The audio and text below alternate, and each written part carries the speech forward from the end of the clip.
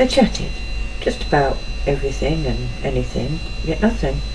She felt so at ease, she felt so safe, she felt so wanted. She needed the bathroom and excused herself, made her way along the carriage to the toilet. She went in and locked the door behind her, turned and looked into the mirror. Wow, she said to herself. Girl, he is hot. Don't stop in here too long or you might lose him. Go out there and get some, quick. So she quickly washed her hands, adjusted her hair and her clothes, and locked the door and slid it open. He was standing there.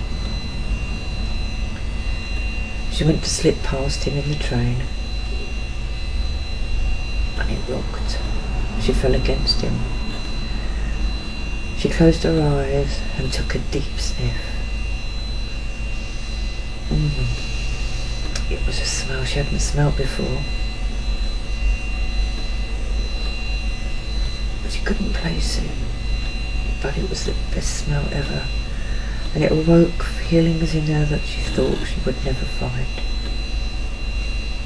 As she went to pull herself off him, she looked up into his eyes, and they just drew her closer and closer until their lips met.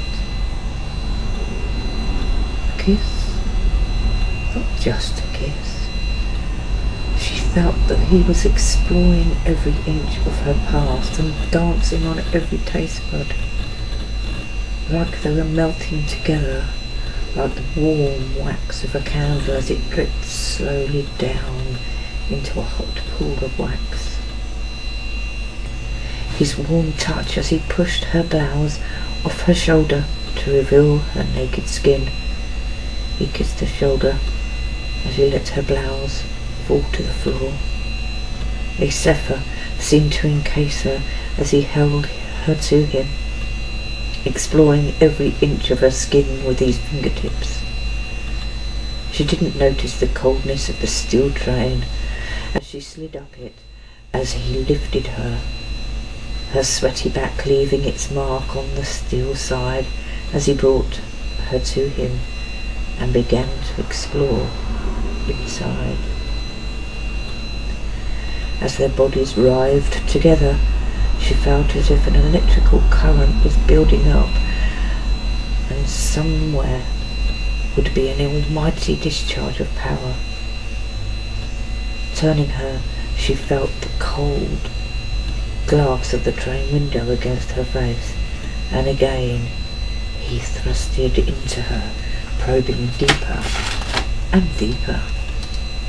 His strong hand slid down her body, off her shoulders, down her back, making her arch her back in ecstasy as he gripped her hips.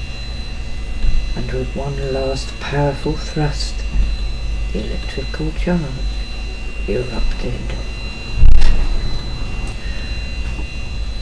There was a few seconds before they both collapsed on the floor, but still, just as in as much passion as before, he caressed her with his lips, like the kiss of butterfly wings. Tony had never felt anything like this. If this was paradise, she truly wanted to stay. She collected up her clothes and returned to the toilet, locked herself in. This time, when she looked into the mirror, she saw someone very different. She had a glow and a smile on her face that was real and not fake. It was as big as a sunbeam. She wetted her face and dressed as quickly as she could. She wanted to get back to him. She didn't even know his name. She unlocked the door and went back to the carriage. But it was empty. No one hurt was there. She looked up and down the carriage, but it was empty. The doors were locked. Where had he gone? She couldn't find any trace of him. Then she started to doubt that it had really happened. But she knew what she had felt and was still feeling was real. When she heard the door of the carriage being unlocked and the guard coming through, she adjusted herself, and he said, "Just coming to Portsmouth. Last stop, Portsmouth." She stopped the guard and asked him if he had seen the young man, where he'd gone. The guard looked puzzled and told her no one else was in this carriage, it was just her. "Sorry," and off he went. She collected her baggage as the train pulled into the station. Still, not sure what happened. Leaving the train, she watched everybody get off, just in case there was a glimpse of him getting off the train too. No. She started to walk up the platform. "No," she said to herself, "I know it was real."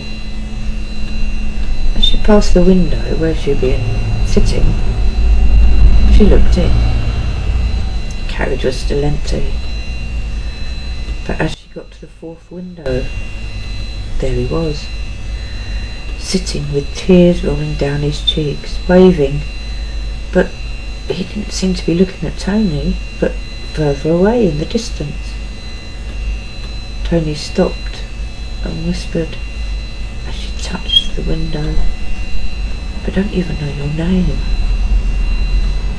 And that's when she felt a surge of happiness from inside, and a whisper in the breeze on the night air, "No, but you will."